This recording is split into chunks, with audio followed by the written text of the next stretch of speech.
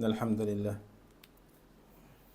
نحمده ونستعينه ونستغفره ونعوذ بالله من شرور أنفسنا ومن سيئات أعمالنا من يهده الله فلا مضل له ومن يضلل فلا هادي له وأشهد أن لا إله إلا الله وحده لا شريك له وأشهد أن محمدا عبده ورسوله صلى الله عليه وسلم يا أيها الذين آمنوا اتقوا الله حق تقاته ولا تموتن إلا وأنتم مسلمون يا أيها الناس اتقوا ربكم الذي خلقكم من نفس واحدة وخلق منها زوجها وبث منهما رجالا كثيرا ونساء واتقوا الله الذي تساءلون به والأرحام إن الله كان عليكم رقيبا يا أيها الذين آمنوا اتقوا الله وقولوا قولا سديدا يصلح لكم أعمالكم ويغفر لكم ذنوبكم ومن يطع الله ورسوله فقد فاز فوزا عظيما أما بعد فإن أصدق الحديث كتاب الله وخير الهدي هدي محمد صلى الله عليه وسلم وشر الأمور محدثاتها وكل محدثة بدعة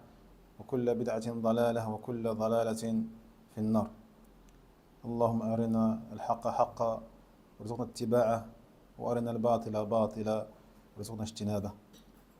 أخوتي في الله، فنواصل بعون الله تبارك وتعالى دروسنا في شرح الدروس المهمة لعامة الأمة لشيخنا الفاضل عبد الكريم الخضير حفظه الله تعالى. وقبل أن نواصل سأذكر لكم حديثا عن مسألة قدر قراءات النبي صلى الله عليه وسلم في صلاته، وهو حديث أبي هريرة رضي الله عنه أنه قال: ما صليت وراء أحد أشبه صلاة برسول الله عليه الصلاة والسلام من فلان. وقال سليمان، أي هذا الفلان سليمان ابن يسار من التابعين رحمه الله، كان يطيل الركعتين الأوليين من الظهر، كان يطيل الركعتين الأوليين من الظهر كما قلنا، ويخفف الأخريين، ورأينا أنه كان يقرأ نصف ما قرأ في الأوليين، ويخفف العصر، يخفف العصر أي قرأ ما قرأ في الأخريين من الظهر. طيب، ويقرأ في المغرب بقصار المفصل، بقصار المفصل، ويقرأ في العشاء بوسط المفصل، ويقرأ في الصبح بطوال المفصل. أخرجه النسائي وأحمد وصححه ابن خزيمة وابن حبان. Avant que l'on continue, j'ai oublié tout à l'heure de mentionner un hadith très bénéfique, alhamdulillah, par rapport justement à la quantité de versets que récitait le messager d'Allah alayhi salatu wassalam dans ses prières. Taïeb. Donc on avait vu que le prophète est récité l'équivalent de sajda dans les deux premières raka'at de dhuhr, puis dans les 3 et 4 raka'at de dhuhr, la moitié de cela, et la même chose dans les deux premières de l'asr, puis la moitié de cela dans la 3 et 4 de l'asr. Donc cela repose bien sûr sur un hadith qui est rapporté par Abu Hurayrata radiyallahu anhu, qui a dit je n'ai pas prié derrière quelqu'un qui ne priait autant comme le prophète sallallahu alayhi wa sallam que un tel.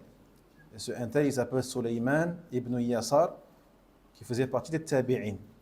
Donc cet homme-là, le tabi'i, priait d'une façon très proche du prophète Mohammed sallallahu alayhi wa sallam, notamment concernant les quantités de versets qu'il récitait après la sourate Al-Fatiha. Donc il dit ici, Kana yutilu ar-rak'atayn al-ulayin. Il récitait longuement après le Fatiha dans la première et la deuxième raka'at de al-Dhuhr. On a vu tout à l'heure l'équivalent à peu près de sourate As-Sajda. Puis il dit yukhaffif al-ukhrayin, et il allégeait la troisième et la quatrième raka'a de Dhuhr. Également pour la première et la deuxième raka'a de l'Asr. Puis il dit, et il récitait à Al-Maghrib les qisar al-mufassal, littéralement les courtes de al-mufassal, qui vont de quelle sourate à quelle sourate, Akhil Karim? Al-Duha ila al-Nas. D'accord? Donc salat al-Maghrib, le prophète sallallahu alayhi wa sallam récitait ces sourates-là, qui vont de Al-Duha ila al-Nas. Puis il dit, et il récitait fi salat al-Isha بوسط المفصل. بوسط المفصل. Donc les sourates, on va dire intermédiaires, moyennes de المفصل, qui vont de où à où? Là, وسط المفصل. Donc qui sont du coup plus longues que les qisar. Hein? الضحى إلى النبأ. Donc on a dit الضحى إلى الناس هذا قصر. Donc الضحى fait partie de القصر. Donc la sourate qui est juste avant الضحى c'est quoi? الليل. Donc النبأ إلى الليل. Donc وسط المفصل من النبأ إلى الليل. D'accord? C'est important parce que c'est des termes conventionnels qui sont mentionnés par les ulama et également par les sahaba comme ici. D'accord? Il faut les connaître. Donc, wasat al-mufassal de surat al-naba ila al-layl et qisar al-mufassal de duha ila al-nas. Puis il dit, et il lisait à la prière de subh avec les tiwal al-mufassal, les longues de al-mufassal, qui vont de quelle surat à quelle surat? Les longues al-mufassal. Hein? أحسنت من سورة قاف إلى المرسلات. Donc ici on a le mufassal en entier. Quand on dit le mufassal, on parle de qaf jusqu'à la fin du Coran, al-nas. Et ce mufassal, on peut le diviser en trois. On a al-tiwal, al-wasat ou al-qisar. Al-tiwal, qaf jusqu'à al-mursalat. Al-wasat, al-naba ila al-layl. والقصار الضحى إلى الناس. Et on a vu donc le prophète sallallahu alayhi wa sallam, il récitait donc les qisar في صلاة المغرب, الطوال في صلاة العشاء, الوسط عفوا في صلاة العشاء, والطوال في الفجر. أحسنت.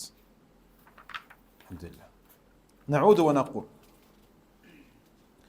دخلنا في باب مبطلات الصلاة وما زلنا في المبطل الأول وهو الكلام العمد مع الذكر والعلم. فهنا تكلم الرسول صلى الله عليه وسلم وكلمه صحابة بناء على غلبة ظنهم بأن الصلاة قد تمت. On a vu par rapport au hadith que lorsque le prophète il avait oublié qu'il n'a prié que 2 raka'at au lieu de 4 fi salat al-isha. Donc ils ont parlé entre-temps, il a échangé avec les sahaba, etc., etc. Puis lorsqu'il s'est rendu compte qu'il a bel et bien oublié les 2 raka'at, 3 et 4, il est re-rentré en prière et il a fait ces 2 raka'at. Donc le fait qu'ils y aient parlé entre-temps n'annule pas leur prière. Pourquoi? Parce qu'il avait oublié. Et même les sahaba eux-mêmes, leur prière, elle est valide aussi. Parce qu'eux aussi, ils croyaient qu'elle était finie la prière. Ils se sont dit, si le prophète il a prié 2 raka'at, peut-être que, eh bien, Allah tabarak wa ta'ala, il a raccourci la prière de l'Isha à 2 unités. Donc eux-mêmes, leur parole, elle est excusée par rapport au fait qu'ils croyaient qu'elle était terminée. Donc on voit ici que l'ignorance et l'oubli, donc l'ignorance pour les sahaba et l'oubli pour le prophète sallallahu alayhi wa sallam à ce moment-là, ont fait que leur prière elle est valide malgré les paroles qu'ils ont eues et qui sont de base interdites dans la prière. ومثل الناس والجاهل أو المغلوب عليه من تكلم من غير عمد كمن صلى فوقع عليه شيء آلمه فقال آي ولا جيد تألم فتكلم بغير عمد. فهنا بان حرفان آي حرفان بل 3 أحرف آي حرفان لكن لا تبطل صلاته لأنه لم يتعمد الكلام. يعني هذا كما يقال réflexe. Et concernant également celui qui a oublié et celui qui a ignoré ou celui qui a prononcé quelque chose par réflexe, al-maghloub alayhi, C'était plus fort que lui. Il n'a pas pu se contrôler. Jaïd, comme celui qui prie, par exemple, et il y a quelque chose qui est tombé sur lui, et de par le réflexe et la surprise, il a prononcé, par exemple, aïe, quand tu as mal et que tu prononces ce genre de son ou de mots, qui sont composés en plus de 2, voire 3 lettres, et bien malgré ça, la prière ne s'invalide pas parce que ce n'est pas un mot que tu as prononcé volontairement. Au contraire, c'est un réflexe et c'est une chose que tu as prononcée qui était plus forte que toi, comme on l'a dit tout à l'heure, celui qui est en train de prier et quelqu'un entre dans la mosquée, lui dit assalamu alaikum et lui il répond alaykoum assalam alors qu'il est en prière. Mais par réflexe, seulement par réflexe. Zaïd, ou celui, je ne sais pas, qui va éternuer, ou quelqu'un qui va éternuer dans la mosquée et qui va dire alhamdulillah, il va par réflexe, il va le dire yarhamakallah. Par réflexe. Sa prière elle est valide. Parce qu'encore une fois, ce n'est pas quelque chose de volontaire. Mais s'il le fait volontairement, délibéré, طيب هذا تبطل صلاته. ثانيا الضحك لأنه يخالف مقصود الصلاة إذ المقصود منها المثول بين يديه الرب سبحانه وتعالى القيام بين يدي الله تبارك وتعالى مع الخشوع والاستكانة والتضرع فالضحك ينافي روح الصلاة ولبها وإذا قلنا إنه يبطل الصلاة فلا يعني هذا أنه يبطل الوضوء الضحك يبطل الصلاة ولا يبطل الوضوء كما يقول الحنفية ذهبوا إلى أنه إذا قهقه في الصلاة إذا قهقه المصلي في صلاة بطل وضوءه وصلاته أي نعم فيعتمدون في ذلك على حديث ضعيف ضعفه معلوم عند جمهور العلماء وهو حديث عن أبي العالية قال كان النبي صلى الله عليه وسلم يصلي بأصحابه يوما فجاء رجل ضرير البصر أعمى فوقع في ركية فيها ماء في بئر فيها ماء فضحك بعض أصحاب النبي صلى الله عليه وسلم فلما انصرف رسول الله عليه الصلاة والسلام قال من ضحك فليعد وضوءه ثم ليعد صلاته أخرجه ابن أبي شيبة وبيهقي في الكبرى والدارقطني وروي عن عدد من الصحابة لكن هذا الحديث ضعيف. Deuxièmement, ce qui annule, parmi les choses qui annulent la prière, le rire, al-dhahik. Car le rire s'oppose complètement à la sagesse de la prière, qui est le fait de se présenter devant le Seigneur des mondes, subhanahu wa ta'ala. Comment peux-tu te présenter devant Allah tabarak wa ta'ala, le Créateur, le Seigneur des cieux, de la terre, des humains, des djinns, des anges, le Maître du jour de la rétribution, et rire ou rigoler. Cela contredit également le recueillement que tu dois avoir en prière, le calme, l'immobilité, l'humilité dont tu dois faire preuve pendant la prière. Donc, al-dhahiku, le rire, s'oppose, contredit totalement à l'esprit même de la prière. À l'esprit même de la prière et à son essence. En revanche, même si nous disons que le rire annule la prière, cela ne veut pas dire que cela annule al-wudu, l'ablution. Comme le disent certains parmi les Hanafites, qui disent que si la personne émet un rire qui s'entend, il y a qahqah, un rire qui s'entend, non seulement sa prière, elle s'invalide, mais aussi son wudu s'invalide. Et il se base sur ça, sur un texte, mais qui est faible. Et dont la faiblesse est connue chez les savants, alhamdoulilah. La majorité des savants savent que ce hadith, il est faible. Et qui est rapporté par Abu al-Aliya, qui a dit, le prophète sallallahu alayhi wa sallam était en train de prier avec les compagnons un jour, alors qu'un homme malvoyant arriva et tomba dans un trou, dans un puits rempli d'eau. Alors les sahaba, ou certains parmi eux, se sont mis à rigoler. Pendant la prière. Et lorsque le messager d'Allah sallallahu alayhi wa sallam termina la prière, il leur dit, celui qui a ri, qu'il refasse son wudu, qu'il refasse son ablution et qu'il refasse sa prière. Elle est du début. Donc le hadith, alhamdulillah, rapporté par Ibn Abi Shayba et d'autres, tels que Ad-Daraqutni, mais le hadith il est faible comme on a dit.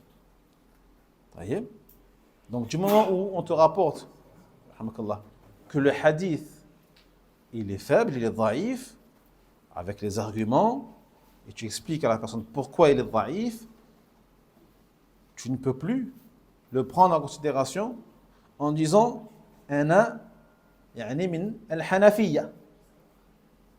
Ça n'existe pas chez les gens de la sunna. À partir du moment où on te dit que ce hadith il est faible et que c'est une erreur de la part de ceux qui ont suivi ce madhab de l'Hanafiyya, avec tout le respect et l'amour que l'on porte pour Abu Hanifa, rahimahullah ta'ala, et ses élèves,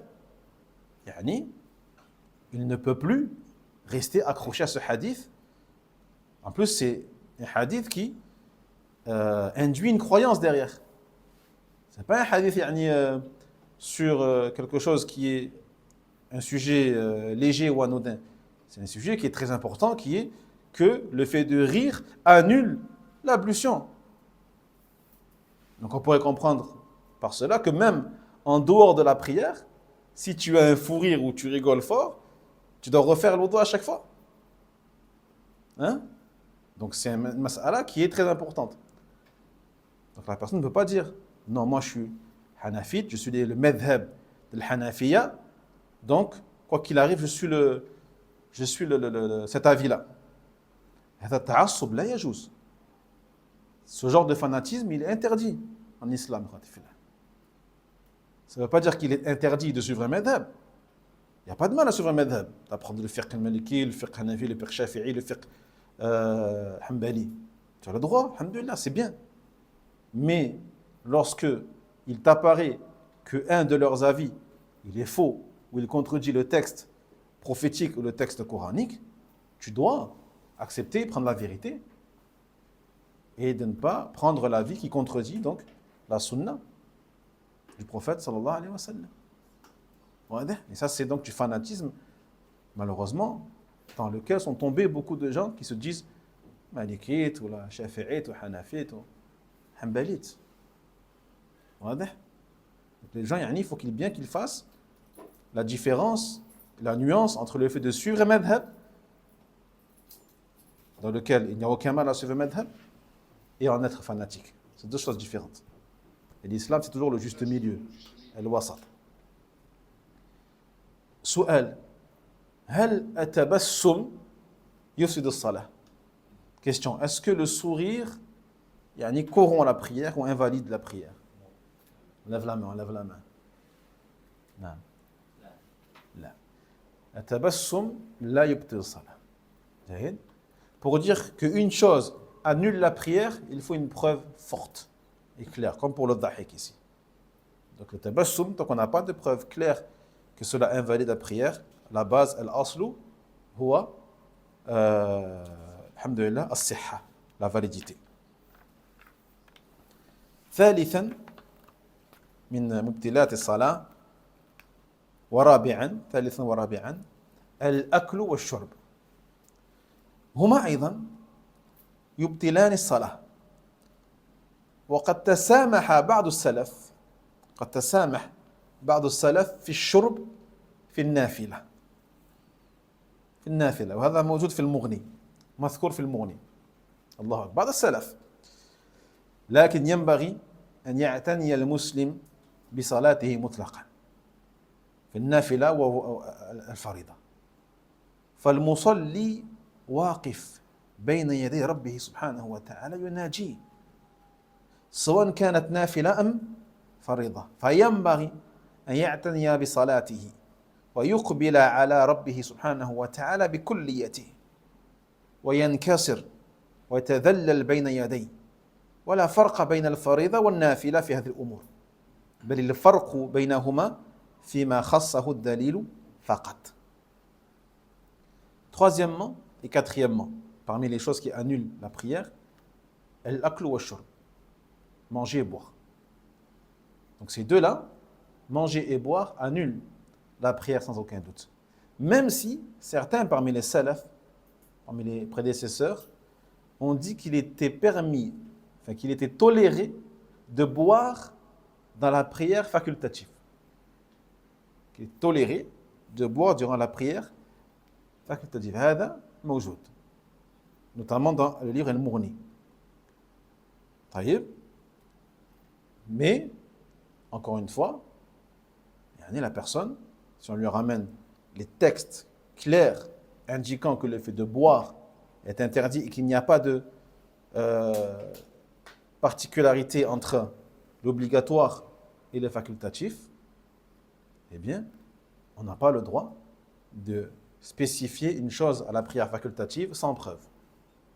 On reste sur la base qui est que l'interdiction concerne toutes les prières, quelles qu'elles soient, qu'elles soient facultatives ou obligatoires, même si c'est un salaf qui l'a dit.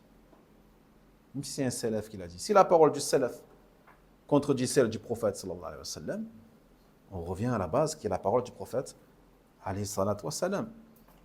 Donc il faut que le musulman fasse attention à sa prière de manière absolue, qu'elle soit facultative ou pas. Car qu'il n'oublie pas que lorsqu'il prie, encore une fois, il est debout devant le Seigneur, subhanahu wa ta'ala, qu'il est en train de se confier à lui et de parler à lui, subhanahu wa ta'ala, que ce soit une prière facultative ou pas.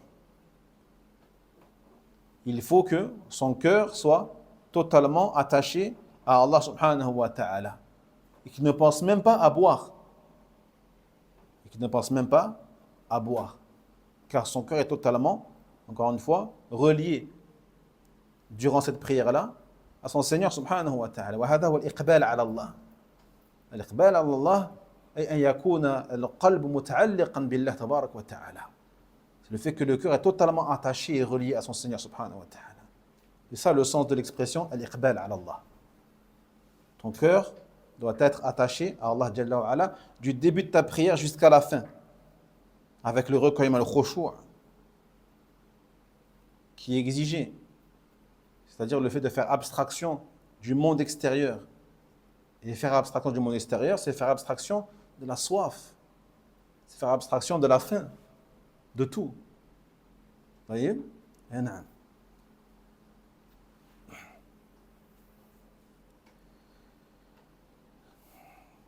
Donc tu dois te montrer également humble devant Allah tabarak wa ta'ala, recueilli de manière totale,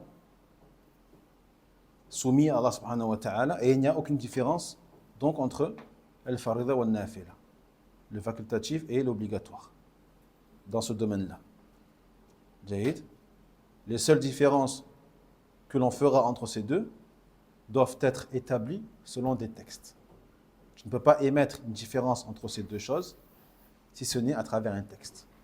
Comme tu ne peux pas émettre de différence dans le jugement religieux entre l'homme et la femme sans qu'il y ait un texte. La base, c'est que l'homme et la femme, au sujet de al-halal, wal-haram, wal-mubah, wal-makruh, mustahab, ils sont pareils par rapport au jugement. Sauf s'il y a un texte qui te montre que dans ce cas-là, le jugement diffère pour la femme par rapport à l'homme ou pour l'homme par rapport à la femme. Sinon, la base, c'est qu'ils sont pareils dans ce niveau-là. dans ce domaine. Non.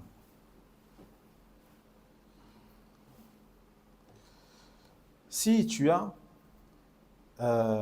des restes de nourriture ou des morceaux de viande, parfois coincés, entre les dents, mathalan, pendant la prière, est-ce que cela annule ta prière ou pas? Oui, Sabri. En fait, si tu les manges volontairement, ça annule. Si tu n'as pas fait exprès, Donc si tu avales les restes que tu avais dans la bouche, ça annule. volontairement, oui. نعم. طيب صحيح. صحيح. Et aussi, si c'est de la viande de chameau, du coup, chez les mauvaises, il est d'avis que ça annule les ablutions.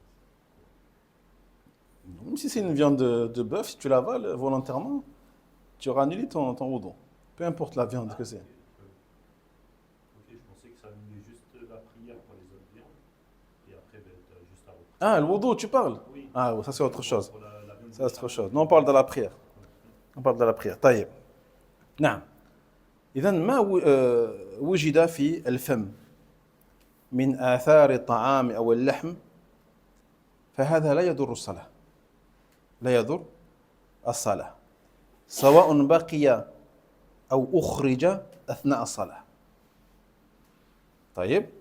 سواء أنك قد أبقيت هذا الطعام في فمك أو أخرجته أثناء الصلاة مثلا في المنديل ولا. طيب. ولكن لا يبتلعه. لا تبتلع. فهذا الابتلاع أثناء الصلاة يبطل صلاتك. Donc, le fait d'avoir des restes de nourriture ou de viande coincés dans la bouche, cela n'invalide pas la prière en soi. Que tu les gardes le long de la prière, jusqu'à la fin dans ta bouche, ou que tu les recraches pendant ta prière dans un papier, mathalan, d'accord, et que tu rangeras dans ta poche, si tu peux. Mais si tu n'as pas de papier, ne crache pas sur le tapis, d'accord, sauf si tu es à l'extérieur, que tu pries à l'extérieur, qu'il y a de la terre autour de toi ou de l'herbe, tu craches sur le côté, il n'y a pas de mal. Mais quand dans la mosquée, tu prends un mouchoir, tu recraches la nourriture à l'intérieur et tu ranges ton mouchoir. Et si tu ne peux pas faire ceci et cela, tu peux la garder jusqu'à la fin. Mais tu ne l'avales pas. Si tu l'avales délibérément, volontairement, ta prière sera nulle. C'est bon? نعم. وهذا اخواتي في الله باجماع اهل العلم اذا ضحك في صلاتك او اكل او شرب بطلت صلاتك. Et ça, ces mubtilat, c'est-à-dire les mubtilat 2, 3 et 4, le rire, le manger et le boire, il y a consensus chez les ulama, jaïd, même si on a un avis ici par rapport à nafila, mais de manière générale, on a un consensus chez les ulama qui disent que rire, manger et boire pendant la prière l'annule.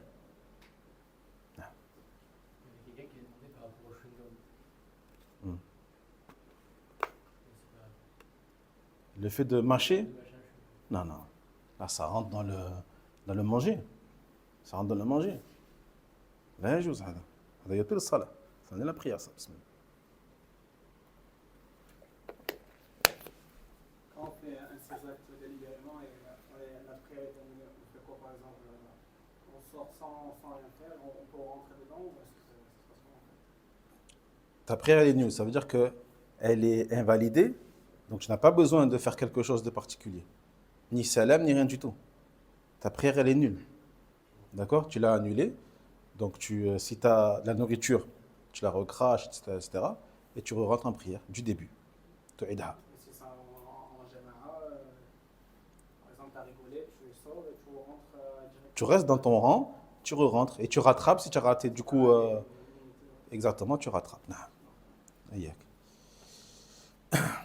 خامسا انكشاف العورة. انكشاف العورة. لما تقدم من كون ستر العورة شرطا لصحة الصلاة، وتقدم أيضا بيان حدود العورة الواجب سترها فإذا انكشف منها شيء فإن كان من العورة المغلظة وهي السوءتان وسوءتان هما الدبور والقبول السوءتان الدبور والقبول بطلت الصلاة مباشرة وإذا كان مما خف مما دون السوءتين أي دون القبول والدبور فإن طال الانكشاف بطلت الصلاة إن طال الانكشاف يعني في الوقت بطلت الصلاة وإن غطاه في الحال فلا تبطل الصلاة. On passe au cinquième annulatif de la prière, qui est le dévoilement de la aura. Dévoilement de l'aura. D'accord? Donc chez l'homme, c'est du nombril au genou. Les épaules ne sont pas une aura pour l'homme, même si tu prends un péché pendant la prière. La parole prépondérante, c'est que si tu ne couvres pas tes épaules pendant la prière, ta prière, elle est valide. Enfin, ça invalide pas ta prière. Mais tu prends un péché quand même. Tu prends un péché. Et donc, le fait de dévoiler sa aura pendant la prière est un des annulatifs de la prière. Comme on l'a vu déjà dans les conditions. Jahid. Mais lorsque cette aura, elle se dévoile parfois de manière involontaire, si c'est une aura qu'on appelle mughallada, c'est-à-dire as-saw'atani. As-saw'atani, c'est un mot conventionnel qui est mentionné par Allah tabaraka wa ta'ala dans le Coran aussi, qui désigne les parties devant et derrière, spécialement uniquement les parties. Taïb, les parties génitales, que ce soit devant ou derrière. Donc si c'est l'une de ces deux parties-là sont dévoilées pendant la prière, pour X raisons, batalat as-salah mubasharatan. La prière s'invalide directement, automatiquement. Quant à l'aura, en dehors de ces deux endroits, par exemple en dessous du nombril, le derrière, etc. D'accord? Si le dévoilement a duré pendant une longue durée, ça a duré pendant plusieurs secondes, voire plus d'une minute, cela annule la prière. Cela annule la prière. Mais si lorsque ces parties-là se dévoilent et que à l'instant même tu les recouvres, d'accord? Tu les recouvres, dans ce cas-là ta prière elle est valide, alhamdoulilah. Donc on a trois choses. On a ad-dubur al-qubul, le derrière et les devant, les parties. Donc l'anus et les parties génitales devant. Au moment même où ces deux choses-là sont dévoilées, ta prière, elle est nulle. Mais il faut le faire quand même. Il faut le faire. Sauf si tu pries qu'avec, par exemple, une serviette, un pagne ou quoi. Si le pagne tombe. Hein? Les jeans pour le pantalon, Là, on parle de dévoilement, c'est-à-dire on voit la peau. On ne parle pas des vêtements qui sont moulants. Ah oui, tu veux dire on voit la peau et tout. On voit la peau. Si on voit le haut, ça va. Mais si on voit vraiment la partie derrière, ça annule. Donc il faut que ça descende quand même un petit peu. Vous voyez? Mais dans tous les cas, c'est presque inconcevable que la personne prenne ce risque-là d'avoir des habits autant serrés que quand il se prosterne, on puisse voir quand même son doubour.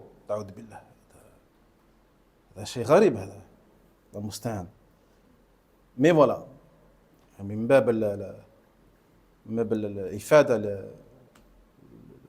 Pour la faïda, on sait que lorsque les parties devant et la partie derrière, lorsqu'elles sont dévoilées, ta prière s'annule automatiquement. Deuxième chose, en dehors de cela, toujours dans la aura, entre le nombril et les genoux, par exemple la cuisse, ou le nombril, s'il se dévoile pendant un long moment, ta prière elle est nulle aussi. Un long moment, هذا يرجع إلى العرف. Donc qu'est-ce qu'un long moment? Allahu a'lam. Donc lorsque nous n'avons pas de texte précisant une durée ou une distance ou une longueur, une hauteur, on n'a pas de chiffre précis, dans ce cas-là, les ulama disent on revient à ce qui est connu dans les usages. Qu'est-ce que les gens voient comme étant long? C'est quoi une longue durée chez les gens? Voyez? Donc si on considère la personne, on voit sa cuisse et qu'elle est restée comme ça pendant un moment qui est pour nous qui est long, sa prière elle est nulle. On lui dira refais ta prière. C'est trop longtemps comme ça. Jahid. Troisième situation, si cette partie-là elle est dévoilée, mais que la personne elle a tout de suite remis son qamis ou son habit par-dessus pour la cacher, sa prière elle est valide, alhamdulillah. Sa prière elle est valide, walhamdulillah. سادسا الانحراف الكثير عن جهة القبلة لأن استقبال القبلة شرط لصحة الصلاة كما تقدم أما الانحراف اليسير فلا يضر لأن المطلوب في الاستقبال هو جهة الكعبة لا عينها خلافا للشافعية الذين يشترطون إصابة عين الكعبة بغلبة الظن فإذا غلب على ظنك أنك تصلي إلى عين الكعبة كفى. Sixièmement, chose qui annule la prière, le fait d'être détourné de manière importante de Al-Qibla, de la direction de Al-Kaaba. Car le fait de se tourner vers Al-Qibla, on a vu déjà, c'est une des conditions de validité de la prière. Donc si la personne ne prie pas en direction de Al-Qibla, sa prière elle est nulle. Jahid. Mais l'inhiraf yasir, le fait d'être détourné de la Kaaba, mais légèrement, cela ne nuit pas dans la prière. Ou ne nuit pas à la prière. Car ce qui nous est demandé, c'est d'être dirigé vers la direction de la Kaaba. Pas vers la Kaaba elle-même précisément, mais vers sa direction. Contrairement à Shafi'iyya. Donc ceux qui suivent le madhab Shafi'i, eh bien ils mettent comme condition le fait que la personne soit dirigée vers Al-Kaaba elle-même et pas la direction.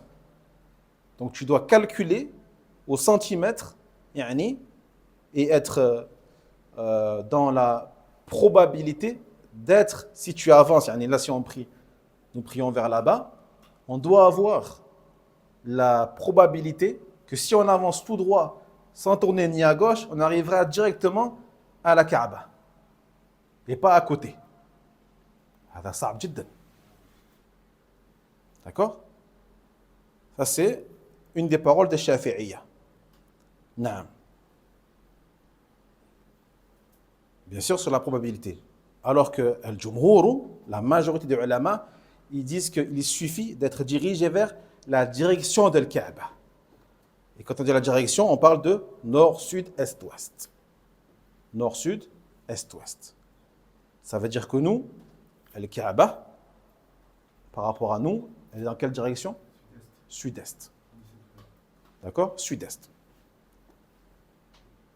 Donc il nous suffit à nous d'être tourné vers le sud-est. Ça veut dire que moi, au lieu de prier vers le coin, si je me tourne un peu comme ça, on va dire vers là, ici, est-ce que ma prière, elle est bonne? Oui, elle est bonne. Car je suis toujours vers le sud-est. Mais si je mets mon épaule gauche, là, comme ça, et je prie comme ça, ici, est-ce que ma prière, elle est bonne? Non. Parce que là, j'ai tourné, je me suis détourné totalement de al-jiha, la direction. Donc la bonne direction, elle commence ici. Là, je suis bien. Je suis bien. Jusqu'à là, je suis bien. Tout ça, c'est là, al-qibla. Mais si je suis comme ça, c'est fini. J'ai dépassé la limite. D'accord? Donc ce qui nous est demandé, c'est al-jiha, c'est tout, la direction. Et dans tous les cas, je sais très bien que même si je prie vers le coin de manière précise, si j'avance tout droit, il se peut que j'arrive jamais à la Mecque. Il se peut que j'arrive en Éthiopie ou là, en Érythrée ou dans la mer. Mais, alhamdoulilah, ad-din yusr. La religion, elle est facile. Alhamdulillah.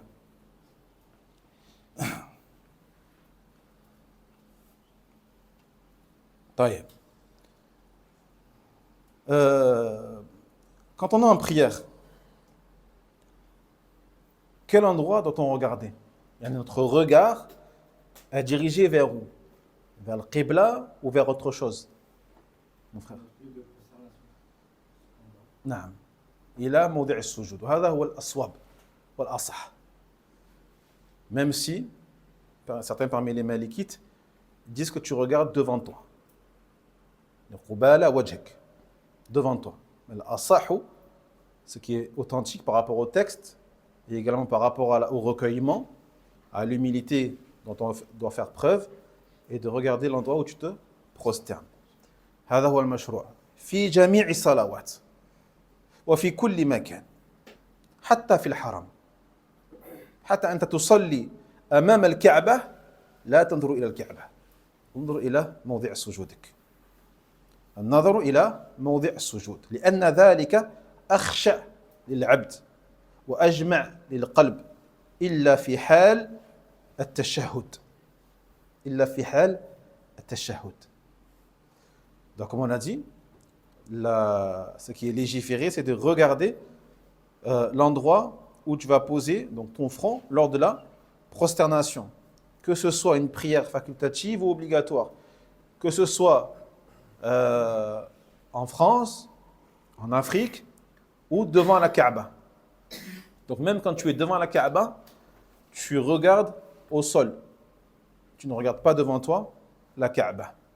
Car cela est plus à même à ce que tu sois recueilli devant Allah Tabarak wa Ta'ala et concentré, et à ce que ton cœur également soit pleinement relié à ton Seigneur Subhanahu wa Ta'ala avec cette humilité qui t'est demandée. Excepté lors du tashahhud. On regarde où durant le tashahhud? Abdel Haq? Non. موضع الإشارة. On regarde donc المسبحة, l'index. هذا هو المشروع والله تعالى أعلى وأعلم. طيب؟ نعم. أما الجمهور فيقولون يكفي أن تتجه إلى جهة الكعبة. يكفي أن تتجه إلى جهة الكعبة كما قلنا. ويستدلون بحديث ما بين المشرق والمغرب قبلة. ما بين المشرق والمغرب قبلة. فإذا وضعت إحدى الجهات عن يمينك والأخرى عن يسارك والقبلة تجاه وجهك. والحمد لله. كفى. بل ولو ملت يمينا أو شمالا ما لم تقصد، وهذا في حق البعيد عن الكعبة. أما من يشاهدها ففرضه استقبال عينها لا يجوز له أن يحيد عنها قيد أنملة. Donc la majorité, on a dit, sont d'avis que il te suffit d'être dirigé vers la direction de l'Kaaba. Et bien sûr, le hadith qui le prouve, la parole du prophète alayhi salatu wassalam, ma bayna al-mashriqi wal-maghrib qibla. Entre l'est et l'ouest, c'est la qibla. Donc c'est pas comme nous. On a dit c'est entre quoi et quoi nous? Non mais si on doit prendre justement la fourchette, c'est quoi? Entre l'est et le sud. Entre l'est et le sud. Donc pour nous on dirait bayna al-mashriq wa al-janub. Bayna al-mashriq wa al-janub qibla. Ça c'est pour nous. Mais pourquoi le prophète il a dit bayna al-mashriq wa al-maghrib, l'est et l'ouest? Ils étaient où? Ils étaient à Médine. Et Médine c'est où par rapport à la Mecque?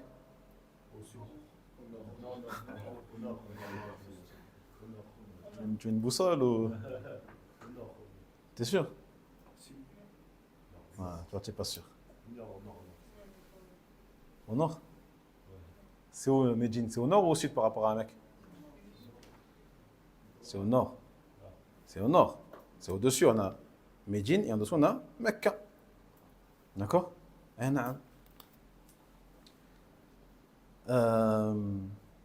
C'est pour ça donc qu'il a dit entre l'Est et l'Ouest. Parce que Mecca par rapport à eux, c'était au sud. Donc ça dépend où tu te trouves.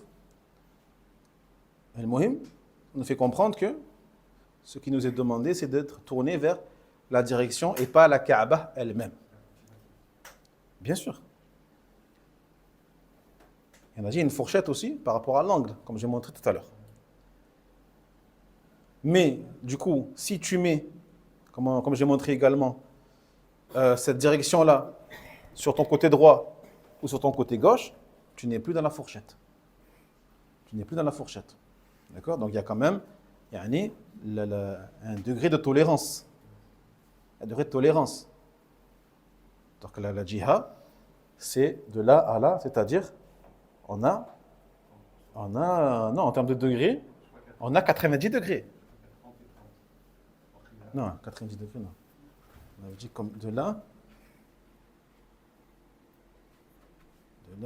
attends, là si je suis comme ça, jusqu'à là. On a 45 degrés, c'est ça? De tolérance. 45 de là, 45 de l'autre. Donc 90 du coup, 90. 90, ça serait ça. Et là, c'est plus à 45. Donc moi, en fait, si tu es en dessous de 90, c'est bon. 90 degrés. C'est ça? C'est bon, quoi? Ça fait longtemps la géométrie. On va sortir les compas bientôt. Allez. Vous avez compris? Alhamdulillah.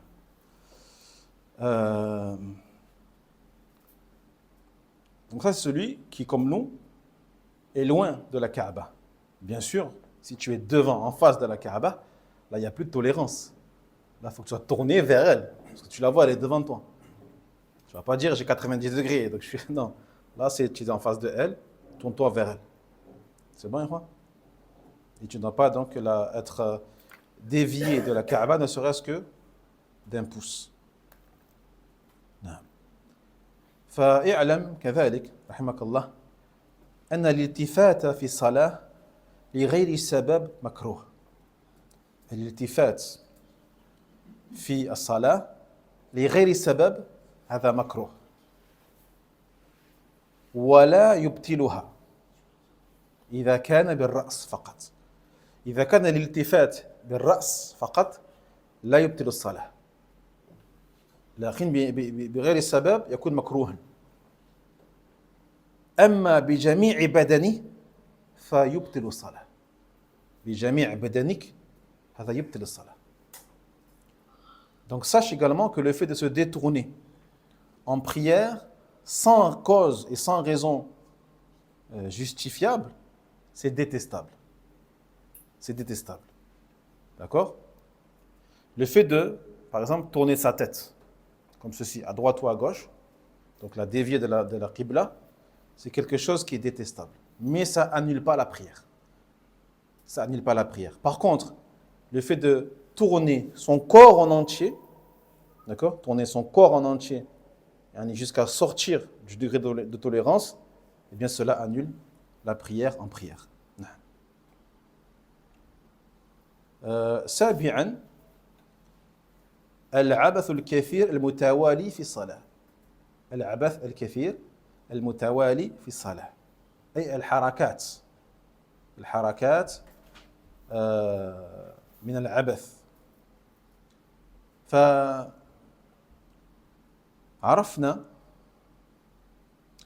إذا عده الناس كثيرا أو عرفا عفوا العبث الكثير المتوالي.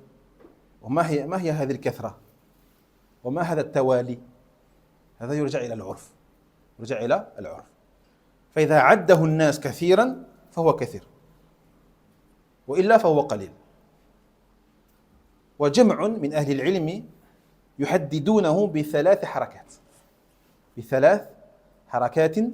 في الركن الواحد. فإذا اجتمع في ركن واحد 3 حركات صار كثيرا عندهم. نعم. Septième chose qui annule la prière, on appelle al-abath al-kathir al-mutawali. Les gestes inutiles, qui ne font pas partie des gestes de la prière, al-abath, Al-kathir, nombreux. Al-mutawali, successif dans la prière. Donc, quelle est la quantité qui fait que la chose, elle est nombreuse? Et quelle est la succession qui fera que la chose annule également la prière? Est-ce qu'on a une quantité particulière déterminée dans un texte spécifique? Non. Dans ce cas-là, qu'est-ce qu'on fait? On a dit la règle, on revient aux usages, l'urf. Ce qui est connu chez les gens comme étant beaucoup. Ce qui est connu chez les gens comme étant quelque chose de successif. D'accord? Donc si les gens voient que ces mouvements ou ces gestes sont nombreux, eh bien c'est nombreux. Sinon, on dira que c'est qalil, c'est peu nombreux. Et donc ça n'a pas d'impact ou ça n'annule pas la prière. Ça peut avoir un impact au niveau de la récompense, de la prière, de la concentration, du recueillement, mais la prière, elle est sahiha, elle est valide.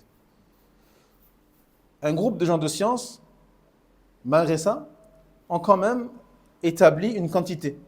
Ils ont dit 3 gestes. Donc à partir de 3 gestes successifs, tu rentres dans al-kathra, le beaucoup, la grande quantité. Fi rukn wahid, durant un pilier. Durant un pilier. Ça veut dire que si tu fais un geste, fi ruku', et que le deuxième, tu le fais fi sujoud, et que le troisième, tu le fais fi jalsa, là, il salah. Il faut que les 3 gestes soient faits dans le même rukn, dans le même pilier. Par exemple, 3 gestes durant le ruku', 3 gestes durant le sujoud, 3 gestes durant مثلا الجلسة وهكذا. هذا قول, ça c'est une parole. Mais الراجح, quand tu n'as pas de texte vraiment établissant un nombre particulier, une quantité de mouvement, un kilométrage particulier, une longueur particulière, tu ne peux pas en vérité établir une quantité particulière. Tu reviens à l'urf. C'est comme pour le voyage. Le voyage, beaucoup connaissent la vie de 80 et quelques kilomètres. Mais en vérité, lorsque tu prends les hadiths, il n'y a aucun texte. Il n'y a aucun texte qui délimite un kilométrage particulier. C'est pour cela que, rajih wallah ta'ala a'la wa a'lam, tu reviens à l'urf. Ce que les gens considèrent comme étant un voyage, safar. Un voyage. Dans l'esprit des gens, l'urf, dans les usages, هذا السفر وهذا غير السفر. وهكذا. نعم.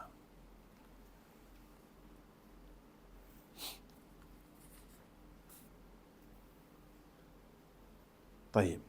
فإذا يعبث العبد مثلا بيده أو رجله أو لحيته أو ثوبه أو ساعته أو غير ذلك فهذا مما يبطل الصلاة لأنه انشغال عن الصلاة فحركته سببها انصراف قلبه فلو خشع قلبه لخشعت جوارحه ولأن الطمأنينة من أركان الصلاة طمأنينة من أركان الصلاة فإذا كثر العبث بطلت الصلاة وليس ذلك أو ليس لذلك كما قلنا حد محدود وتحديده ب3 حركات لا دليل عليه لا دليل عليه. Donc si le prieur il fait des gestes superflus, inutiles en prière, avec sa main, parfois avec son pied, avec sa barbe, son vêtement, sa montre ou autre que cela, cela fait partie des annulatifs de la prière, car c'est une occupation qui est faite dans la prière dans laquelle tu n'as pas à faire autre chose que cela. Donc le fait de faire ces gestes-là et ces mouvements-là cause par-dessus tout eh bien, le fait que le cœur lui-même va être détourné de la prière. Car si le cœur de la personne était vraiment recueilli comme il le faut, ses membres seraient recueillis aussi. Donc le recueillement du corps se voit sur les membres. Celui dont le cœur est recueilli, ses membres le sont également. Mais celui qui passe son temps à se gratter, à toucher sa montre, ses habits, à régler sa chéchia, à faire des choses avec son pied ou avec ses mains, cela montre que son cœur n'est pas concentré. Son cœur n'est pas recueilli. Et qu'il est en prière avec son corps, mais son cœur, il est ailleurs. Voyez? Donc un cœur qui est recueilli, les membres le sauront également. Et également le fait que at-tuma'nina, donc l'immobilité, as-sukun, tuma'nina, durant le pilier, on a vu, hein, c'est un des piliers de la prière. C'est un des piliers de la prière. Ça veut dire que la personne, si elle ne restait pas immobile pendant un temps, durant ses piliers, etc., durant ses mouvements ou ses positions, il n'aura pas respecté un des piliers de la prière qui est at-tuma'nina, l'immobilité. L'immobilité. Et donc, lorsque ces mouvements superflus seront nombreux, eh bien sa prière sera invalide. Et comme on l'a dit, il n'y a pas de quantité spécifique. Et ceux qui disent que c'est 3 mouvements dans la même ou dans le même pilier, eh bien ne se basent sur aucun texte et aucune preuve. C'est vrai qu'il y a un tic, il ne peut pas une heure de journée comme ça, un tic, même dans sa prière, ça lui arrive. Est-ce que ce fait-là, ça l'excuse ou... Oui, non, il est excusé. Celui qui est malade, celui qui... Là, ça rentre dans... Il ne fait pas ces choses-là, ces gestes-là de manière volontaire. D'accord? Naam. Alhamdulillah. C'est comme celui, on va dire, comme quand tu as froid et que tu trembles. C'est la même chose. Voyez? C'est bon, Ikhwan? Taïe. On revient à la question du frère, tout à l'heure. Est-ce que faire des gestes avec sa tête, faire des gestes avec sa main pour exprimer quelque chose alors que tu es en prière, est-ce que cela a un impact? Est-ce que cela annule ta prière ou pas? Non, parce qu'on a l'exemple de passer le salam pendant la salat pour répondre. Répondre au salam. Ahsant. On a l'exemple du prophète sallallahu alayhi wa sallam. Naam. Vas-y. La personne qui passe devant la salat, on va lui faire un signe pour toi qui passe devant. Exactement, ouais. Naam. Qui crachote sur la gauche Naam, ahsant. Alhamdulillah. Ahsantum. Là, par rapport à ça, ikhwati fillah, lorsque tu es victime de wasawis dans ta prière, le crachotement se fait vers le sol. D'accord? Ne crache pas sur ton frère. T'as rien fait, lui. C'est pas lui qui t'a fait des waswas, c'est shaitan. Donc, la gauche, par terre, vers le sol. D'accord? Non. Où tu regardes, parce que il y en a qui disent qu'il faut carrément tourner la tête, mais il faut que tu regardes le sol ou pas. Il est l'ard. Oui, il est l'ard.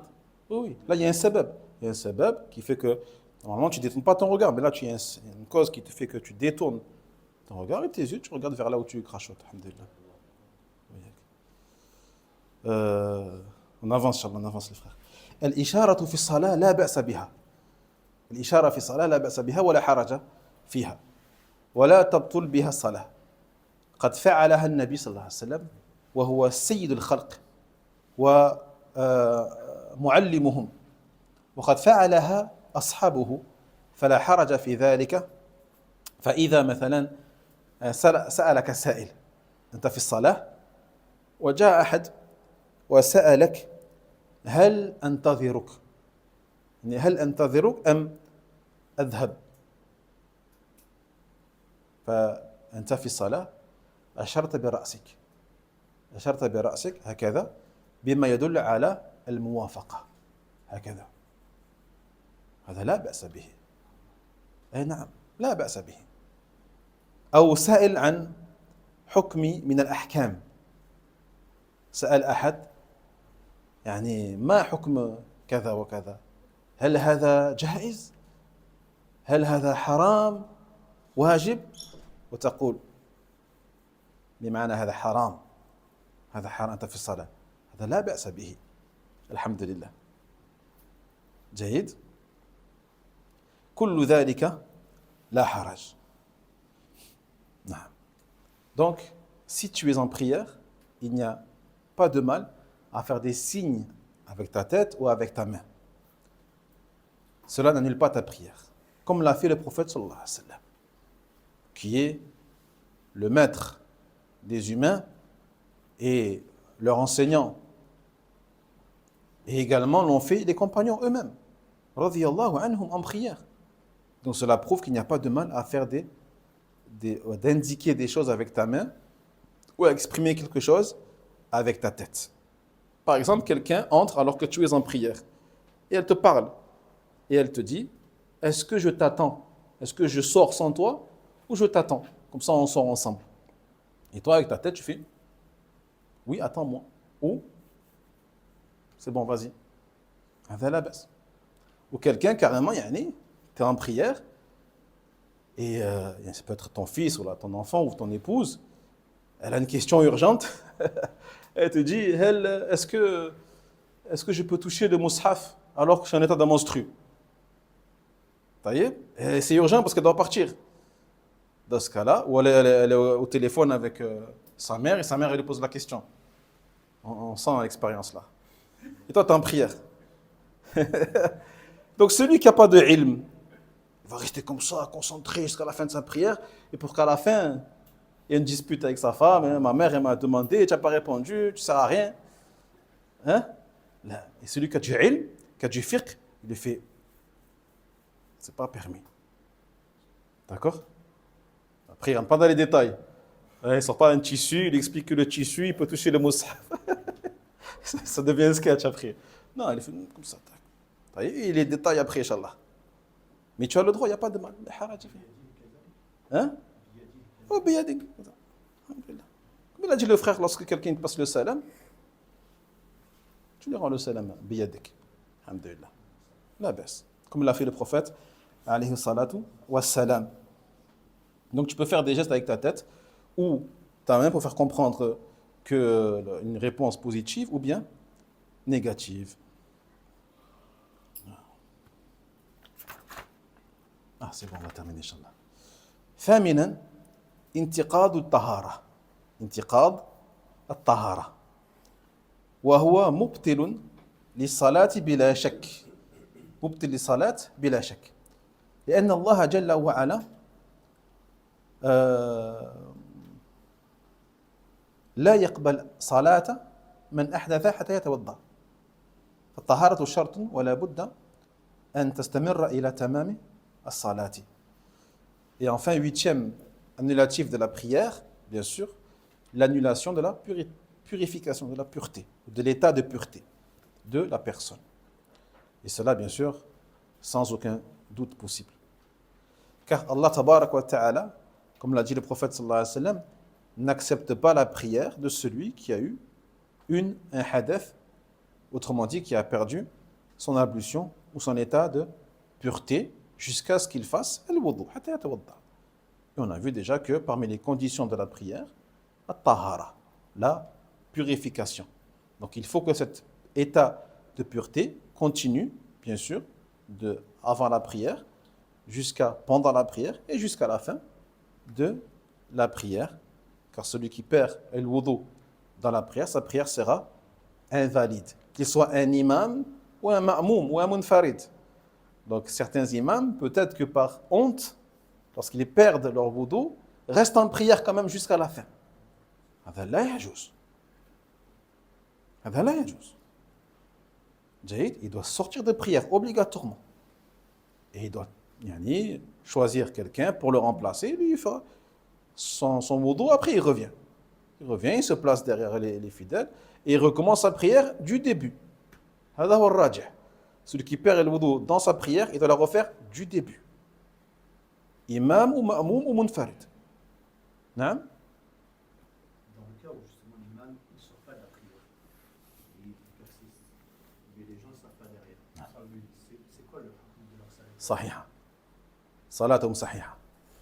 Parce qu'eux, ils avaient le wudu. Ils avaient le wudu. Donc on ne peut pas annuler leur prière à cause de la nullité de la prière de l'imam. Surtout qu'ils n'étaient pas au courant de cela.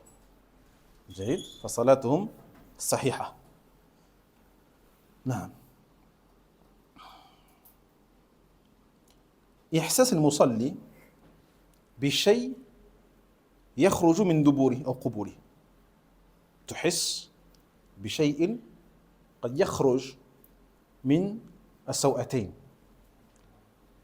هذا لا يبطل وضوءه، لا يبطل وضوء المصلي ولا يلتفت إليه لكونه من وساوس، لكونه من وساوس. وقد صح عن النبي صلى الله عليه وسلم أنه سئل عن مثل هذا فقال عليه الصلاة والسلام لا ينصرف حتى يسمع صوتا أو يجد ريحا.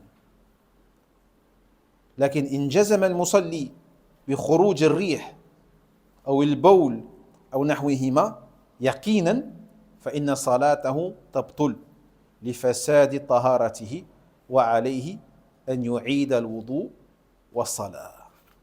نعم.